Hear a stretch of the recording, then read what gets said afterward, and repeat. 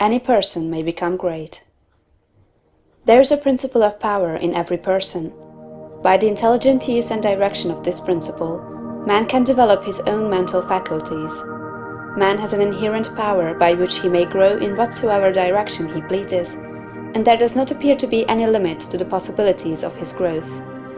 No man has yet become so great in any faculty but that it is possible for someone else to become greater. The possibility is in the original substance from which man is made. Genius is omniscience flowing into man. Genius is more than talent. Talent may merely be one faculty developed out of proportion to other faculties, but genius is the union of man and God in the acts of the soul. Great men are always greater than their deeds. They are in connection with the reserve of the power that is without limit. We do not know where the boundary of the mental powers of man is. We do not even know that there is a boundary. The power of conscious growth is not given to the lower animals. It is man's alone, and may be developed and increased by him. The lower animals can, to a great extent, be trained and developed by man. But man can train and develop himself. He alone has this power, and he has it to an apparently unlimited extent. The purpose of life for man is growth, just as the purpose of life for trees and plants is growth. Trees and plants grow automatically and along fixed lines. Man can grow as he will. Trees and plants can only develop certain possibilities and characteristics. Man can develop any power, which is or has been shown by any person, anywhere. Nothing that is possible in spirit is impossible in flesh and blood. Nothing that man can think is impossible in action. Nothing that man can imagine is impossible of realization. Man is formed for growth, and he is under the necessity of growing. It is essential to his happiness that he should continuously advance. Life without progress becomes unendurable, and the person who ceases from growth must either become imbecile or insane. The greater and more harmonious and well-rounded his growth, the happier man will be. There is no possibility in any man that is not in every man. But if they proceed naturally, not two men will grow into the same thing or be alike. Every man comes into the world with a predisposition to grow along certain lines, and growth is easier for him along those lines than in any other way. This is a wise provision, for it gives endless variety. It is as if a gardener should throw all his bulbs into one basket. To the superficial observer, they would look alike, but growth reveals the tremendous difference.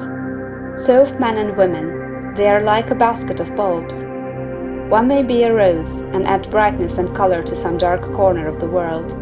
One may be a lily and teach a lesson of love and purity to every eye that sees. One may be a climbing vine and hide the rugged outlines of some dark rock.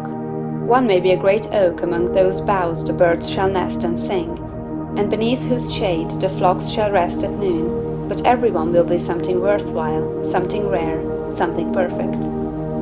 There are undreamed of possibilities in the common lives all around us in a large sense. There are no common people. In times of national stress and peril, the cracker-box loafer of the corner store and the village drunkard become heroes and statesmen through the quickening of principle of power within them. There is a genius in every man and woman, waiting to be brought forth.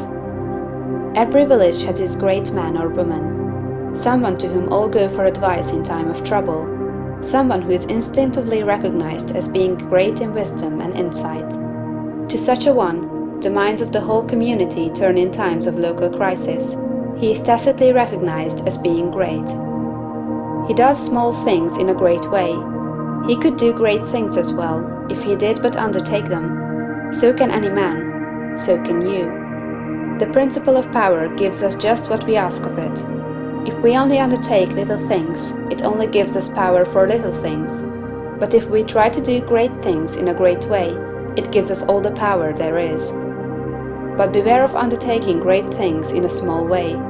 Of that we shall speak farther on. There are two mental attitudes a man may take. One makes him like a football. It has resilience and reacts strongly when force is applied to it, but it originates nothing. It never acts of itself. There is no power within it. Men of this type are controlled by circumstances and environment. Their destinies are decided by things external to themselves. The principle of power within them is never really active at all.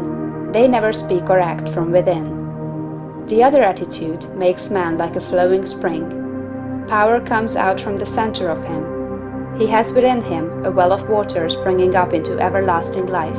He radiates force, highest felt by his environment. The principle of power in him is in constant action. He is self-active.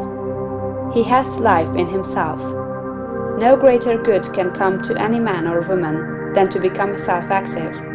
All the experiences of life are designed by Providence to force men and women into self-activity, to compel them to cease being creatures of circumstances and master their environment.